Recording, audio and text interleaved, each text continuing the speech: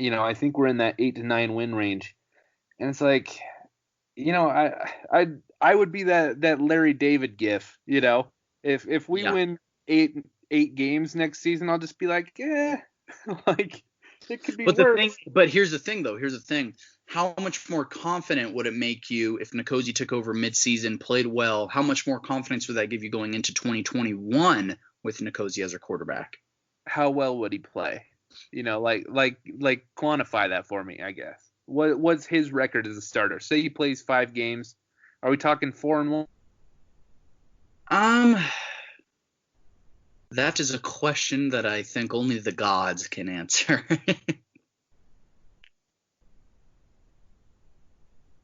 Yeah, I don't. I'm not sure. I think that Nkosi. It's such a. I think Nkosi could get the job done. I think we could go like. Oh, there you are. Hey, so you cut out. You cut out when I asked you that question of are we talking 4-1 or 3-2? I'm saying that we. You see what I'm saying though? It's Yeah. it's like I don't think we'd go 4-1. I think we'd probably go 3-2 with Cozy. And if that happens, then it's same old, same old. Yeah. Yeah. Yeah. And that's nothing against Cozy. He's just fine. But since when have the Canes been like excited about just fine? Every year since 2006. I haven't been excited about it. I cry myself to sleep every offseason. Yeah, that's just the facts of reality. Well, if we would have hired Butch Davis, Marsh. If Butch Davis never left here, yeah, I don't know. I think Cozy could go. I think he could go 4-1. I'm gonna say it that with a Rhett Lashley offense, I think he could go 4-1. Okay, so if we go 4-1, my ears will perk up a little bit. Okay. I mean, and a lot of that depends on how he plays. You know what I mean? Like if he's throwing for 430 yards and his touchdown to interception ratio is good and he looks good, you know what I mean? Like he looks good enough that we're like, oh, he's on the, he's on the preseason second team All ACC All American going into the Alabama game. Yeah. Then we're talking. But if it's just like a very meh, it's like he comes in and Cam Harris is carrying the load on offense and Cozy is playing like just fine, you know what I mean? Just like a very vanilla passing performance from him every game and we go 4-1. I don't know, man. It's the style points will matter. I just feel like I know what we got with Cozy and it's just I don't know. It's just not what I wanted. I'd take Stephen Morris over Cozy. I really would. But the thing is, I think, and I always bring up this argument. Let's just wait and see how he looks in a Rhett Lashley offense, because that's the kind of offense that we recruited him.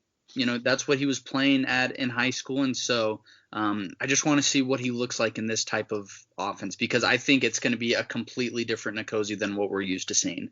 Well, I hope so, man. I mean, I think everyone will be happy if that's the case. Yeah, absolutely. All right. This one is from the state of Miami. Which wide receiver is the best NFL prospect? Oh, I think it's D. Wiggins, just because of the combination of speed and length. The dude, I think last year he had he was the fastest player on the team. They did some kind of test and he was the fastest player on the team. Match that with his size and length and able to go up and get the deep ball. I think it's D. Wiggins. I like Mike Harley, but he has certain limitations with his with his size. Mark Pope, kind of the same. He doesn't have the build that D. Wiggins does. Yeah. D. Wiggins, everyone knows how high on him I am, but I think when you put it all together, when NFL scouts are looking at it, I think that he has the complete package that NFL scouts are looking for. He just has to put it all together. Yeah, I'm with you there. Out of guys that we have tape on, guys that we've seen in a Miami Hurricanes uniform, I'm definitely going with D. Wiggins. Two dark horses that I would like to submit, though, is everyone is like just absolutely falling over themselves giving compliments to Jeremiah Payton. It sounds like he has the goods, kind of, has all the tools, size, speed, hands, route running. So he, maybe a few months from now we're saying it's him. And also my dark horse is Xavier Restrepo. He just, I don't know, dude. There's just something about that kid where it's like it's kind of the Braxton Berrios thing where it's like I would never bet against him. Yeah. Well, also another dark horse is Keyshawn Smith, kid out of San Diego. Yes. Dude has track-like speed. Again, has good size like D. Wiggins, and so he's another guy that NFL scouts look at and they're like, yes, like that's the kind of guy that NFL offenses today. A guy who has good size but also has the speed to keep up with a modern day offense. So he's my dark horse, but as of right now, I'm saying D. Wiggins. Yeah, I kind of forgot about him for a minute. I'd see Restrepo kind of like a Julian Edelman type guy. Yep. But so if any of them were to become like an absolute freak, like a Randy Moss type of guy, like a completely unguardable all pro wide receiver. If you told me that one of our receivers will do that, who is it? I'd probably guess Keyshawn Smith. Just for all the reasons you said. He's like I'm not saying he will do that, but I'm saying from what I've seen on his tape, like he not only has all the tools, but he has some attitude too. I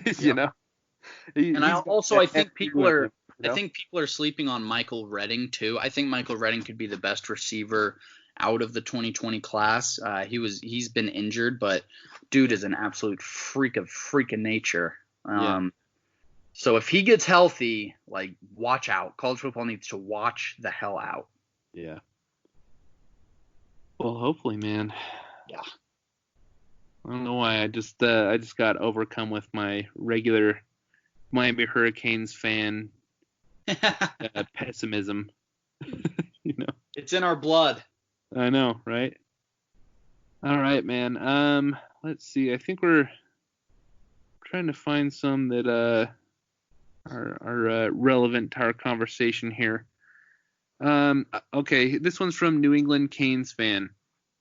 I want to know what true freshman you guys think could end up being a breakout star this year just stepping onto campus.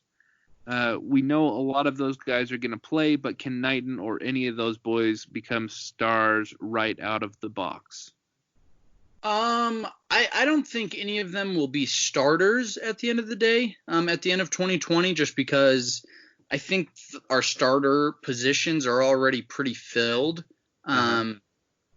Maybe Jalen Rivers on the offensive line if he makes a push at guard. But other than that, I think Knighton is going to contribute a lot in the running back field, and I think he'll have a solid season. But as far as starters go, and a lot of people want to talk about the wide receivers, I don't think any of the true freshmen are going to be starting at any point during the season. But you never know. You never know what Xavier Restrepo can do. But yeah, I don't see any of them starting right away or at any point in this season. Yeah, I agree with you. The three names that came to mind was the first one was Knighton.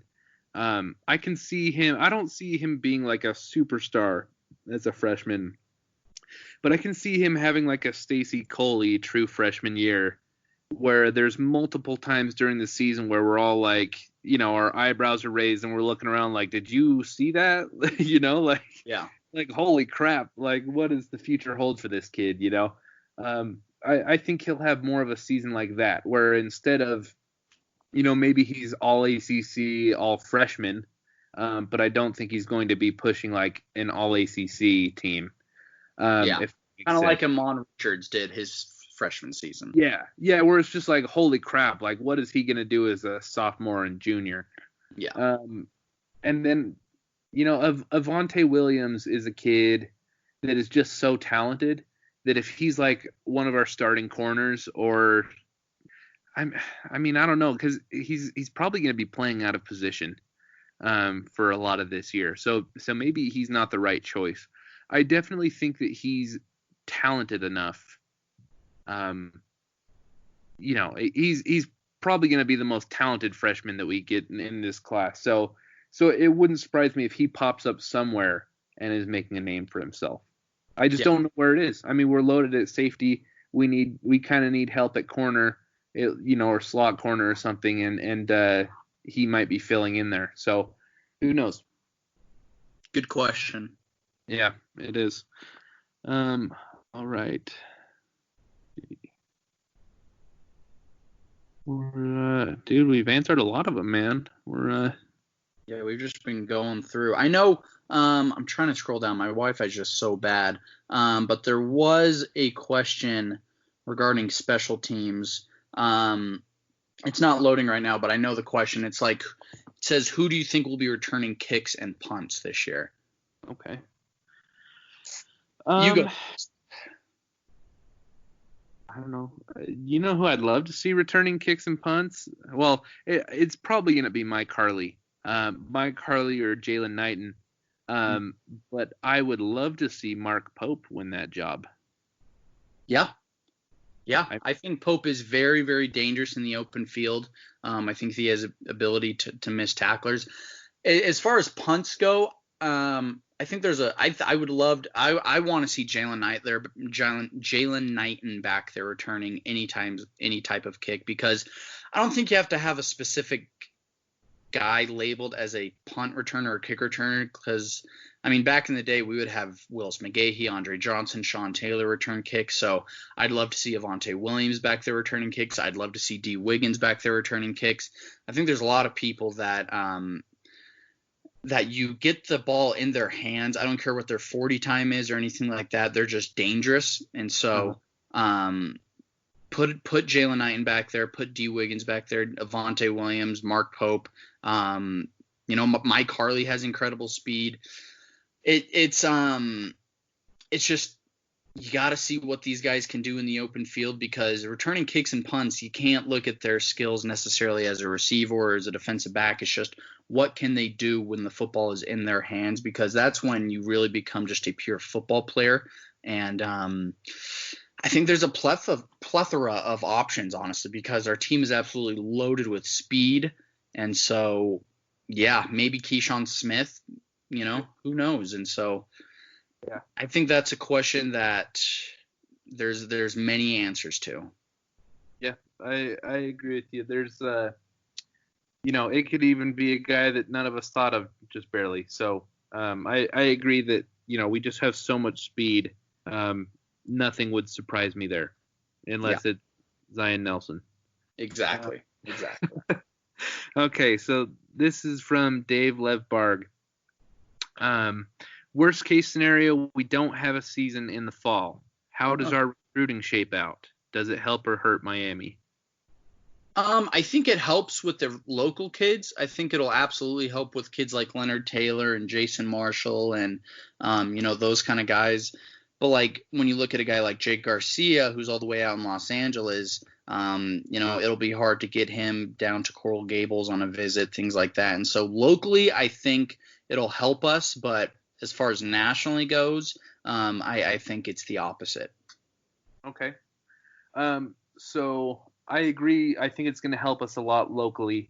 I think there's a lot of reasons that we've done so well.